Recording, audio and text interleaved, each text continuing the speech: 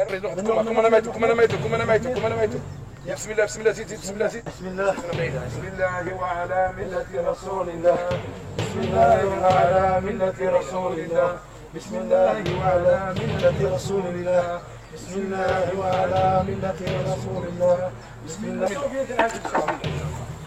Bismillahirrahmanirrahim. Kita berjumpa lagi masih berkaitan dengan persoalan jenazah.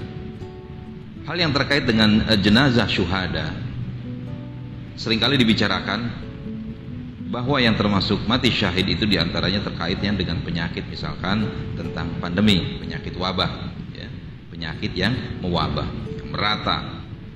Dalam sebuah riwayat yang disebut wabah, kategorisasinya adalah hampir 50% penduduknya itu meninggal dunia.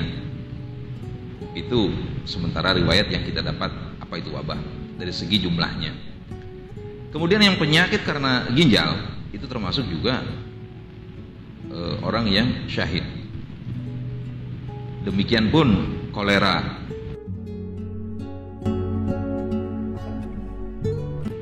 mati karena tenggelam.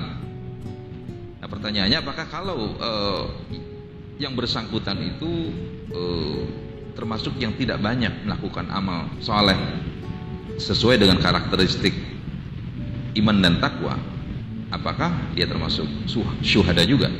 Mari kita bicarakan tentang apa yang dimaksud dengan syuhada. Mati syahid yang dimaksudkan dalam sabda Nabi itu adalah orang-orang yang beriman dan bertakwa. Ia mati dalam keadaan berserah diri, dalam tunduk dan taat pada aturan Allah, kemudian beriman. Itu indikatornya salah satu.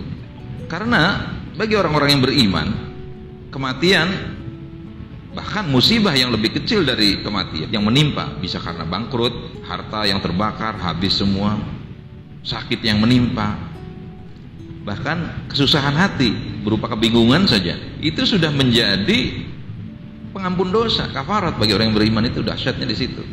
Apalagi kematian, manakah yang bisa lebih hebat sebuah bencana daripada sebuah bencana kematian? Dalam hal ini kita dapati sebuah hadis dari Aisyah radhiyallahu anha. Ana Aisyah radhiyallahu anha zauji Nabi. Qala Rasulullah, "Ma min musibatin tusibul muslim," tiada suatu musibah pun yang menimpa seorang muslim, illa kaffarallahu biha anhu hatta syaukat yushakkuh.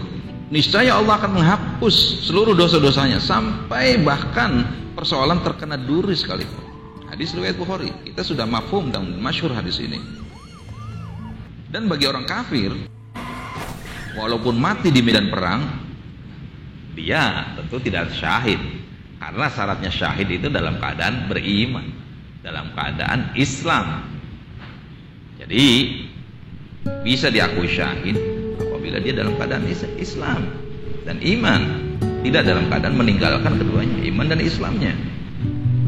Inilah salah satu parameter yang bisa kita tengarai dari suatu kejadian untuk melakukan identifikasi apakah dia syahid atau bukan.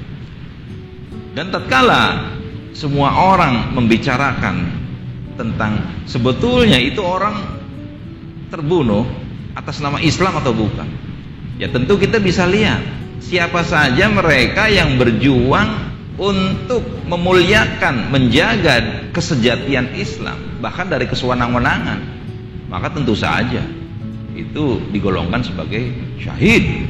Makanya dengan mudah kita bisa lakukan verifikasi orang yang mati kemudian dia dalam rangka tadi memelihara, membela kemuliaan Islam di negara manapun, dalam situasi apapun, tentu dia adalah syahid mati. Barakallahu alaihi wa lakum. Assalamualaikum warahmatullahi wabarakatuh.